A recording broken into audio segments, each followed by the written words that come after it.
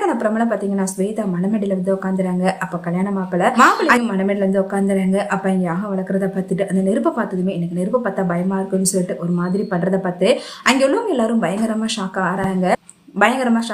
அப்ப சரண்யா மாப்பிள்ளையே இது மாதிரிலாம் பண்றாரு, அவருக்கு என்ன ஆச்சு அப்படின்னு சொல்லிட்டு கேக்குறாங்க. மாப்பிள்ளைக்காரவங்களும் அவனுக்கு தீய பார்த்தாலே அலர்ஜி அப்படின்னு சொல்லிட்டு கமலா ரொம்பவே கோவமா, என் பொண்ணுக்கு இப்படிப்பட்ட மாப்பிள்ளையை பார்த்து வச்சிருக்கீங்க, அவங்க தானே என் பொண்ணுக்கு மாப்பிள்ளை பார்க்க சொன்னேன், ஆனா நீங்க இப்படி ஒரு மாப்பிள்ளையை பார்த்து வச்சிருப்பீங்கன்னு நான் நினைச்சு கூட பார்க்கலன்னு சொல்லிட்டு கமலா கோவப்பட்டு கதறி அழுகிறத பார்த்துட்டு 3 பையன்களை பெற்று வச்சிருக்கேன், ஸ்வேதாவோட வாழ்க்கையை அப்படியே விட்டுற மாட்டேன். ஸ்வேதா கிட்ட கேக்குறாங்க, உனக்கு எந்த பையனை கல்யாணம் பண்ணிக்கணும்னு நீ விரும்புறேன்னு சொல்லுமா, அந்த பையனை நான் கல்யாணம் பண்ணி வைக்கிறேன், என் பசங்க நான் சொன்னா கேட்பாங்க, என் பேச்சு மாற மாட்டாங்க அப்படின்னு சொல்றாங்க. அதுவே சரண்யா அர்ஜுன் எல்லாரும் பயங்கரமா ஷாக் ஆறாங்க.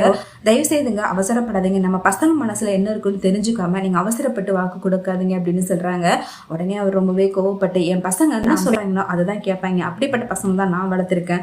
ஸ்வேதா கிட்ட கேக்குறாங்க, நீ சொல்லுமா எந்த பையனை நீ கல்யாணம் பண்ணிக்கணும் ஆசைப்படுற அப்படின்னு கேக்குறாங்க. எனக்கு அதுக்கு நான் கல்யாணம் பண்ணிக்க சம்மதம்னு சொல்றாங்க. இதை கேட்டதுமே அர்ஜுன் கண்டிப்பா என்னால முடியாது, என்னால கல்யாணம் பண்ணிக்க முடியாதுன்னு சொல்றாங்க.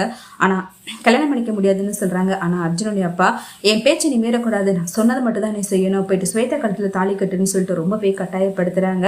அர்ஜுன் வேற வழி இல்லாம மணமேடையில போயிட்டு உட்காடுறாங்க. தாலி கட்டுறதுக்கு முன்னாடி தயவு செய்து எல்லாரும் என்ன மன்னிச்சிடுங்க, உயிர்க்குயிரா காதலிக்கிறேன், கல்யாணம் பண்ணா அவ்வளவு மட்டும் தான் கல்யாணம் பண்ணிப்பேன்னு சொல்லிட்டு ஸ்டேஜ்ல எல்லாரும் முன்னாடியும் சொல்லிடுறாங்க. இதை கேட்டு மது பயங்கரமா ஷாக் ஆறாங்க. ஸ்வேதாவை அழுதுகிட்டே மணமேடையில எழுந்து ரூம் போயிட்டு கதவை சாத்தி அழுக ஆரம்பிக்கிறாங்க. எல்லாருமே பொண்ணு என்ன பண்ண போறான்னு தெரியும்னு சொல்லிட்டு ரொம்பவே பயந்து போறாங்க.